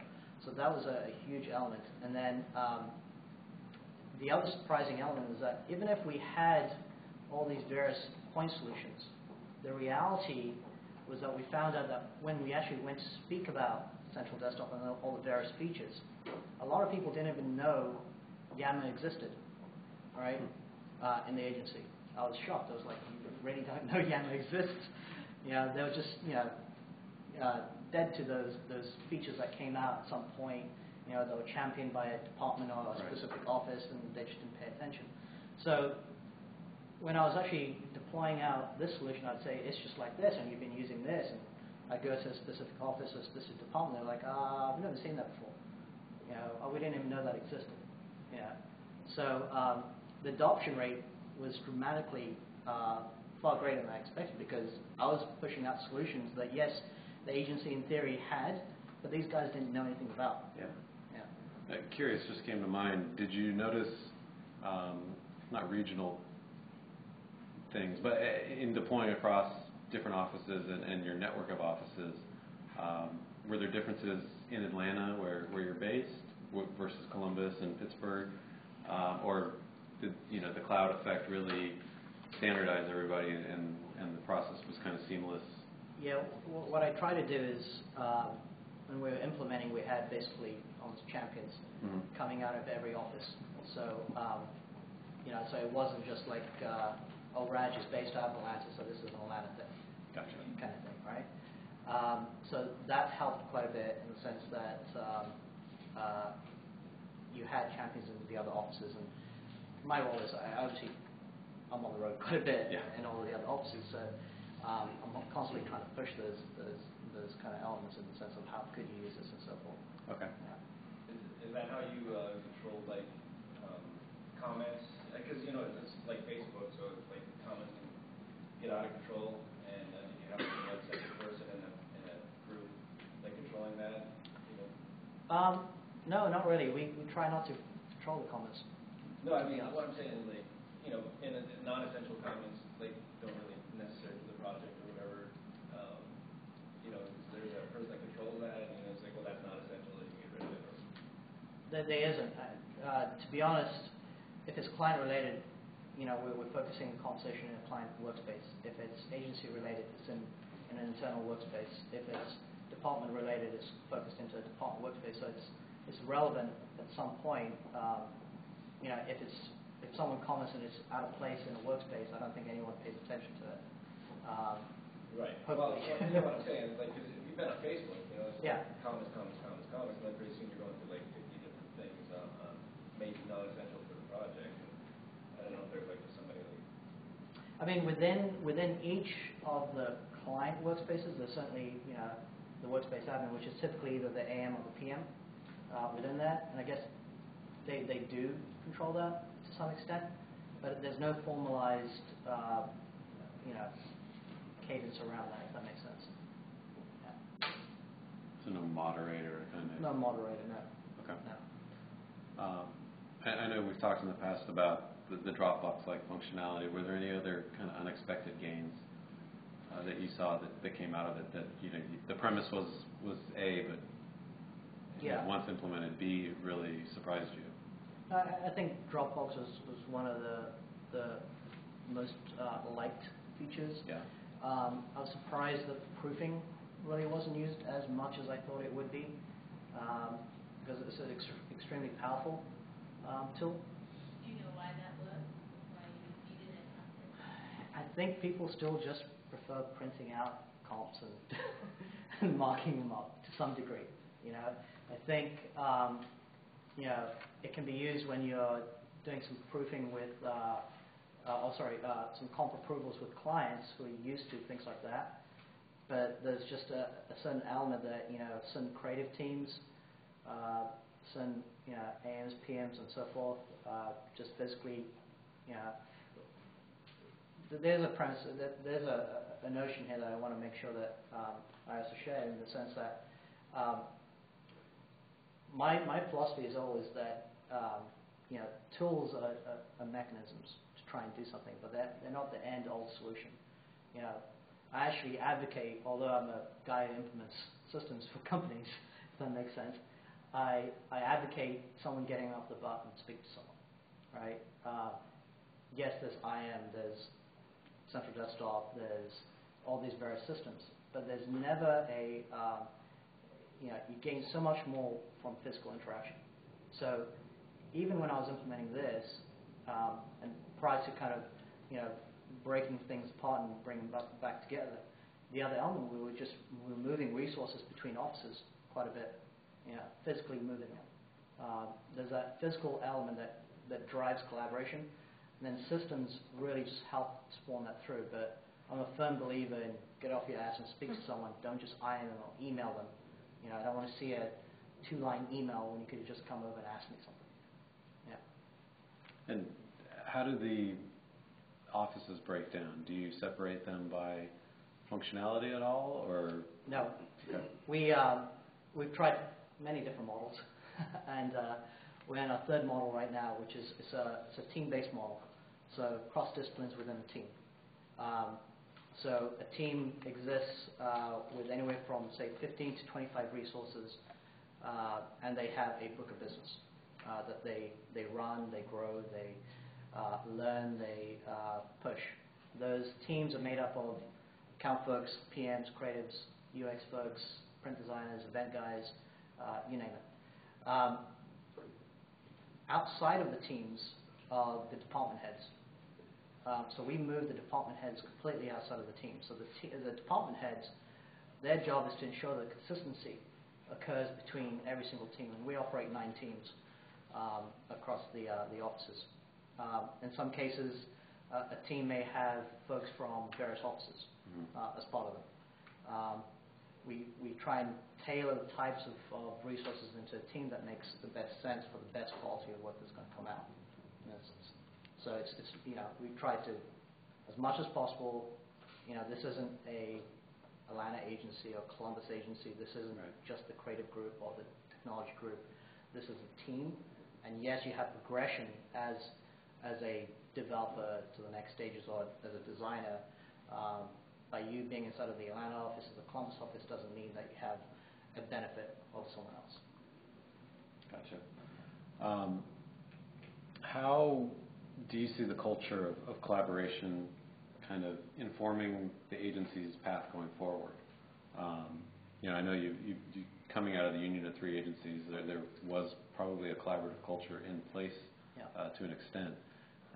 And how does the evolution of that with SocialBridge in place and just with your own pedigree look forward from a technological and cultural infrastructure and how your teams work together?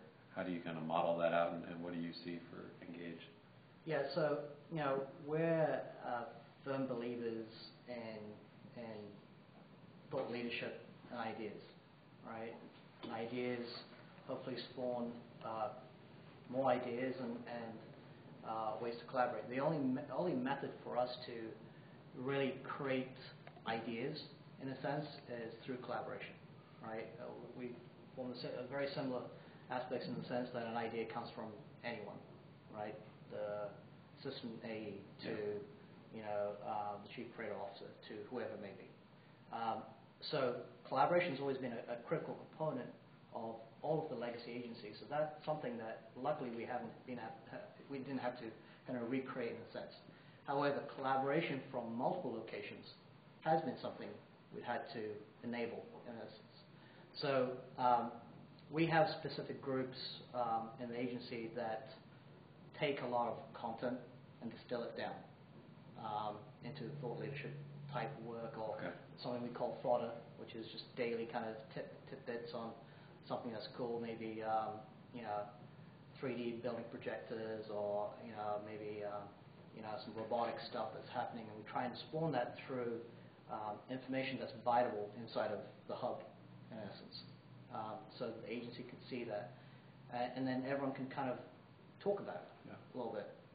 That doesn't mean that it's the only method of collaboration or even ideation. We also have events in the office, or events across the agency, or we stream things across all locations to try and infuse that level of collaboration. Okay, so it's really that cumulative effect. Yeah, I think you have to do many different things. You can't just do one. Yeah. We spoke a little bit about T-shaped talent. You're an agency that has a lot of that. Do you foresee, or have you already realized benefits in attracting more of that caliber of worker? And can you talk a bit about how you sell your process and culture to both prospective employees and clients? Yeah, I mean, I'd say the recruiting and retention side of any agency is extremely challenging, especially agencies that are having to gear up their social iOS or technology services quite a bit. Even analysts. I think I was having a conversation with someone who's like insane to try and get a good analyst that knows Site Catalyst and Google Analytics these days, because they're in high demand, right? Social listening and things like that. So for us, it's we're competing not only with other agencies, but we're competing with product companies, Google, Red Hat, so forth, Microsoft, and then more and more over the last several years, we're competing against our clients. Our clients are building, divisions within themselves that are comparable to any agency. A lot of our clients at agencies are ex-agency guys, right? You can't necessarily bullshit like you did maybe 10 years ago. They're all the same, we all come from the same place. So for us, it's creating really a cultural aspect. We're hopefully creating an environment that's, one, easy for them to work in, and two, it's fun. And we're able to go in and bring in the type of clients that they want to be working, the variety of clients, and so forth. Right? So we combat obviously working on a client that's going to be somewhat the same against a product, right? And if anything, I'd say that we try and bring some of the Mad Men era stuff to light. Fun work environments, a lot of booze helps. A lot of booze always helps. Yeah, things like that. But it is a constant challenge. I mean, it's very, very hard to compete in a retention standpoint. Once you have a great creative team or a great technology team to try and retain those guys, against what else is happening out there. But you can do it through cultural elements. We do a lot of wellness things, events, and we can yoga classes and things like that, or skydiving and things like that. Yeah. Okay. Yeah. And we kind of touched on this a little earlier. I'm curious to get your opinion. Systems and interruptions are, killers to the creative process. Curious to hear how or if SocialBridge has really, with tools that make creative input into a system more seamless, do you see your creative folks adopting with that or not? It sounds more like not. And if not, do you foresee a happy medium where you can still have that person-to-person collaboration, which I would agree is necessary, but that there is also a technological aspect to that aids and improves that collaboration? Is there a tipping point somewhere in your eye? Creative teams in general can be a challenge, just really how you present it into them. And I wouldn't say it's just even creative teams. It can be, even our event teams and so forth. So I think if you think about what you're trying to achieve with the mechanism, the process, and set that aside, right? This is really what we're trying to achieve. We're trying to make sure that quality is this, and by doing that, we need these steps in place, right? We can make this a little faster if you use this method or this mechanism, this tool, or you could do it this way. So I think if you force someone to use only one method, you get that pushback, especially when they're very used to doing something else. Now, at some point, you have to make the hard decisions and say, listen, I know you were doing it like this, but let me show you why this is so much better, right? Or even if you do it like that, but the net result is I need this checked off, this checked off, this checked off, and it needs to look like this in the end. Right. Here's a mechanism that you can use in a tool, or here's the other method you were using. You tell me which one's faster. Right. Kind of thing. I think that's good advice. So we talked a bit about kind of your agency, but want to hear a little bit about clients as well. Maybe I'll skip to the second one. Working with Delhaize, client that has many brands underneath it, and then Chick-fil-A, which is more of a single entity. Curious to hear a bit about how those engagements differ for you guys and what you see in each, what you've learned. Yeah. So Delhaize has various grocery brands, Food Lion, and Ball and Harvey's, and so forth. And so the interesting thing is, and Mark's here, who runs our PMO practice, but is very familiar with this client, and they were one of our testbed clients in rolling out SocialBridge with them. What was surprising was that they wanted to use our solution, in essence, to really create a marketing calendar overall, which is, we saw that with, say, mid-level organizations, not so much with enterprise-level organizations. So Central Desktop was a huge benefit for them. They could actually consolidate everything through. We're the digital agency of record for Delhaize. We don't do the traditional direct or install for them. Yet they were using our workspace to house everything. On the flip side, Chick-fil-A, which is a very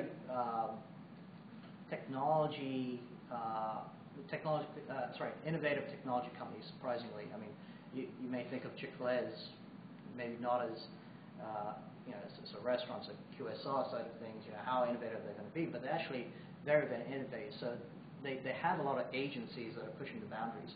And so, this is a norm, in a sense, for them. For us to have something like Central Desktop is a norm, it's a given, right? As opposed to Delhaize, which is like, oh my God, this is unbelievable, right? kind of thing. Right. So it varies. When we're working with larger brands, UPS, Cisco, and Coke and so forth, they are surprised in this solution because some of the ease of use on it versus some agencies where they've deployed out SharePoint for the same purposes. So it really does vary, I guess. Yeah. Do you find that with some of the larger enterprises, they are in the throes of dealing with the kind of where you came from, where people will use point solutions and might have a mandated one system, but everyone kind of splinters off and. Yeah, it's even within a large organization, even if they mandate their own solution, within one division to another in the same company, they'll use different point solutions. Right. It becomes a challenge. It becomes a challenge for our team to try and keep everything in sync. But I remember the guy from Sesame Street saying he wants to own the data. He's absolutely right. It's his information ultimately. Yeah. So. It does become a challenge in having to use different point solutions for those different things. Regardless if we're using their Basecamp or their SharePoint or wherever it may be, or a Primo or something like that, we'll still create a workspace normally for our team, and still expose the client to them. Say, listen, there's going to be a bit of repetition here, but I bet you're going to find that our meetings are easily known. Right, or the files are easily known. Right. Or, if you really do want to send this to a vendor, it's fairly easy. You don't have to jump through hoops and so forth. Right. Okay. What has been your overall experience with client inclusion? I know a lot of times from an agency standpoint, you can see hesitation, that idea of bringing them too close to getting behind the curtain. Have you seen it lead to more productivity on accounting campaigns? Mm-hmm. Has it hindered? And how do you kind of moderate how much inclusion and how far? How do you balance that? Yeah, our organization in general are big kind of agile believers, and so inclusion of a client, regardless of the type, and by agile I'm taking from a general standpoint. It doesn't have to be a technology implementation. It can be a 30-second spot we're doing with a client, and we want to keep them as inclusive as possible. There's obviously an art to it. You do want to surprise with ideas now and then, so you've got to be somewhat careful on what you do expose out. So we try to balance what the team is learning about the client and the industry to be shared with the client. So the latest feeds on on social in a specific vertical, we want the client to be as educated as us. It's whether they have the time to really consume that data. Yeah. Right? So we never want to try and have a hidden curtain around that. We want to spawn ideas, right? But we don't necessarily always want to throw out all of ideas to the client. So we'll kind of bring that behind the curtain a little bit. Yeah. Things like that. So it's a balance point.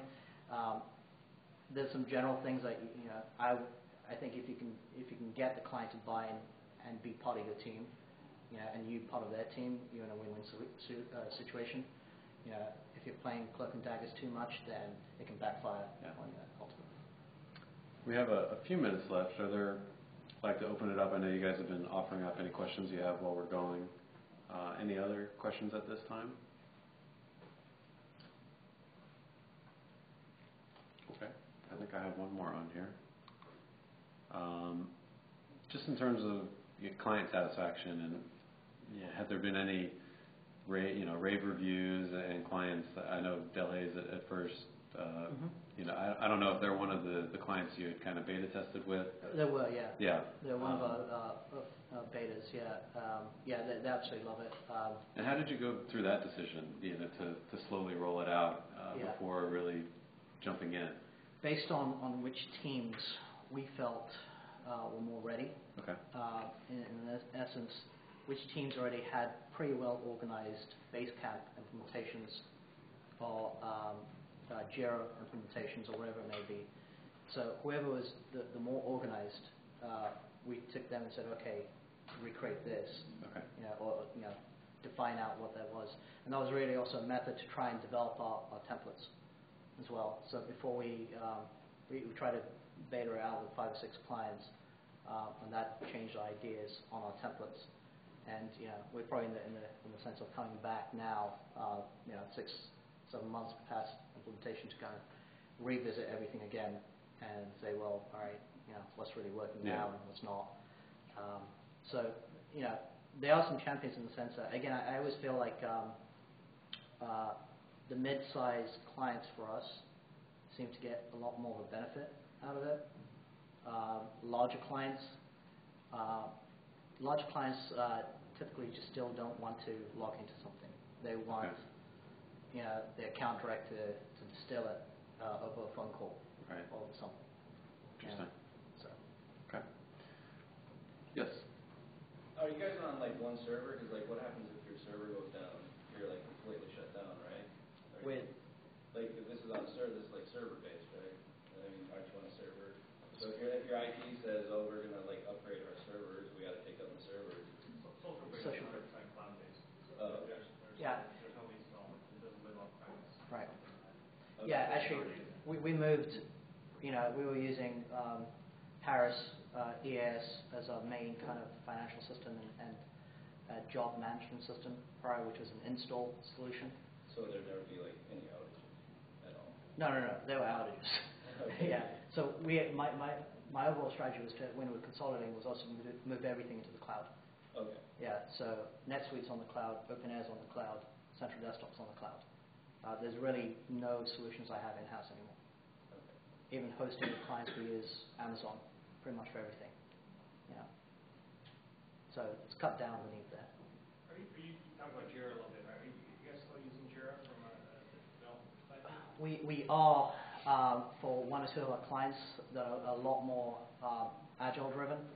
So the challenge being is that most, even an open air system or project and so forth just don't deal with agile in a very good manner, sprint planning and so forth. So we use Jira a little bit, we use Xplan a little bit, but we have to still replicate the high level tasks from a time entry standpoint into open air.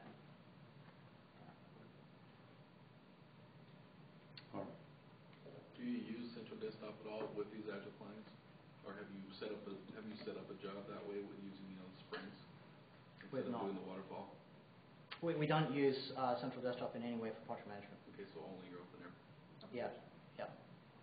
The only exception to that is on the BD side of things, where frankly you're trying to move the tasks through very fast, and they don't need to have a long project plan around them or anything like that. So we can quickly task, I need these 5 slides in this deck. We may use that a little bit, but to be honest, from a BD standpoint, they're moving, in 1 week or 2 week cycles extremely fast. So it's actually more efficient to do it a little bit inside of Central Desktop than it is in OpenAir.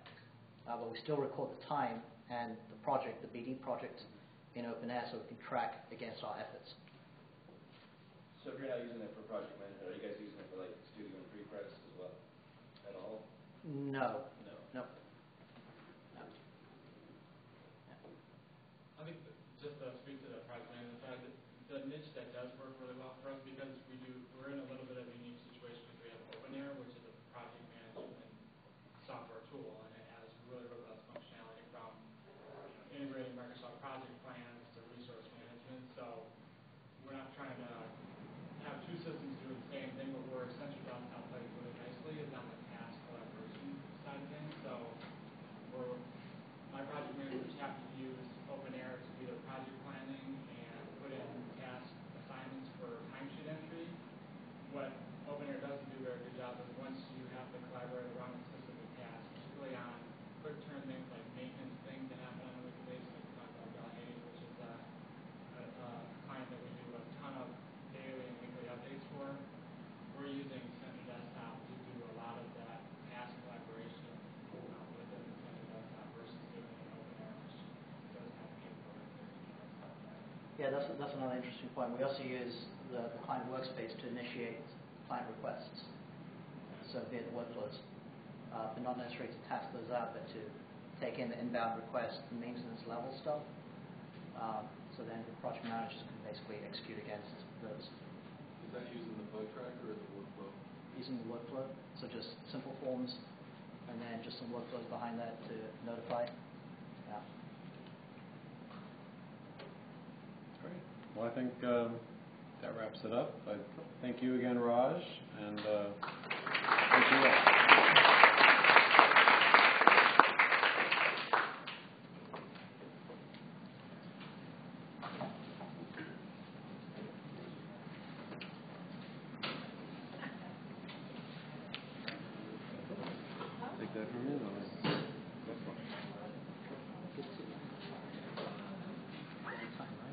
Yeah, yeah. And I'll just make my quick housekeeping. And just a reminder, I think we're off for a half hour and back in the main room after that.